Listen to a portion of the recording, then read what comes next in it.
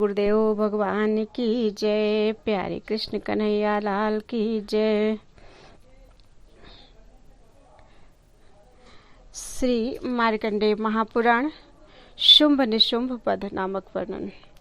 देवी बोली, इन सब स्तवों से सावधान होकर जब मनुष्य मेरी नित्य स्तुति करेगा, मैं उसकी संपूर्ण बाधा नष्ट करूंगी, इसमें संदेह नहीं है।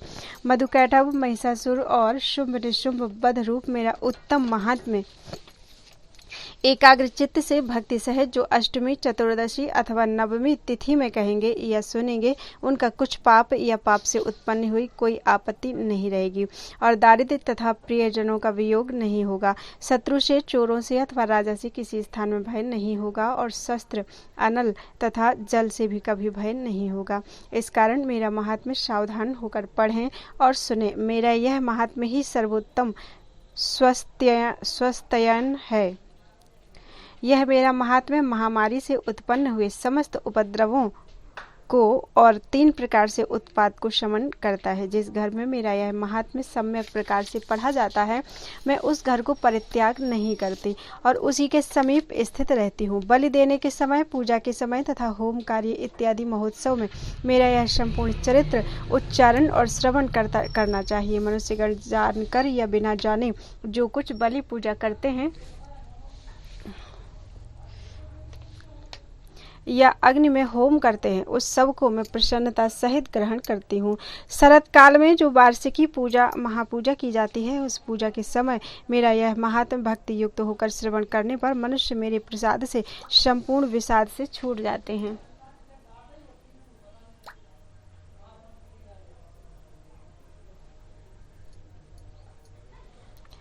और धन धान्य तथा पुत्र युक्त होते हैं, इसमें संदेह नहीं। मेरा यह महात्म्य इस शुभ उत्पत्ति की कथा और युद्ध में पराक्रम सुनने से मनुष्य निर्भय होता है, उसके शत्रु नष्ट होते हैं और कल्याण होता है।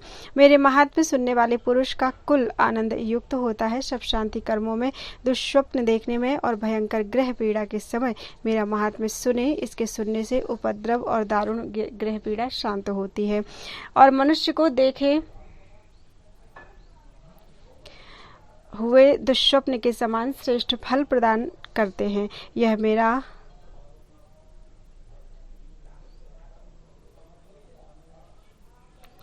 मेरा महात्म्य पूतना, डाकिनी, शाकिनी, बाल ग्रहों से ग्रसित हुए बालकों की शांति कराने वाला है और यदि मनुष्यों में परस्पर फूट हो जाए तो उत्तम रीति से मित्रता कराने वाला है और संपूर्ण दुराचारी जनों के परम बल की हानि करने वाला है। इसके पाठ करने से ही राक्षस, भूत और पिशाचों का नाश हो जाता है।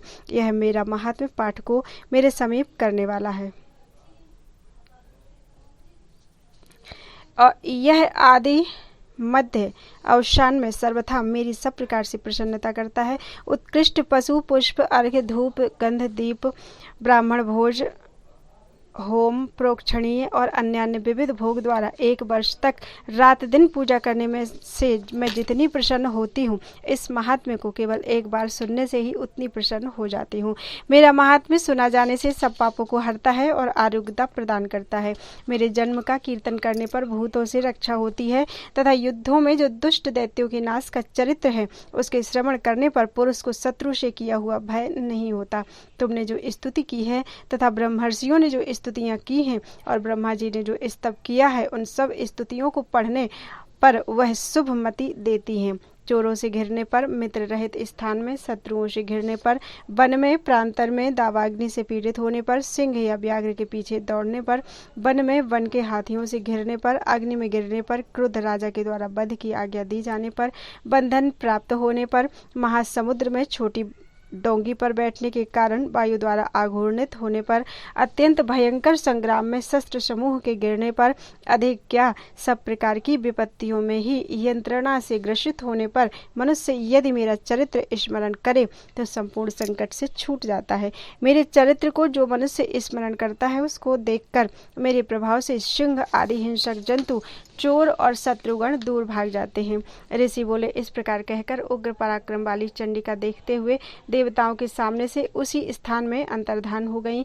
तब वह शत्रु रहित देवता भी निर्भय यज्ञ भाग भोजन करते हुए अपने विषय का अधिकार करने लगे। जगत के विध्वंस करने वाले अतुल विक्रम देव शत्रु शुंभ और महावीरवान जब युद्ध क्षेत्र में देवी के हाथ से मारे गए, तब बचे हुए दैत्यों ने पाताल में गमन किया।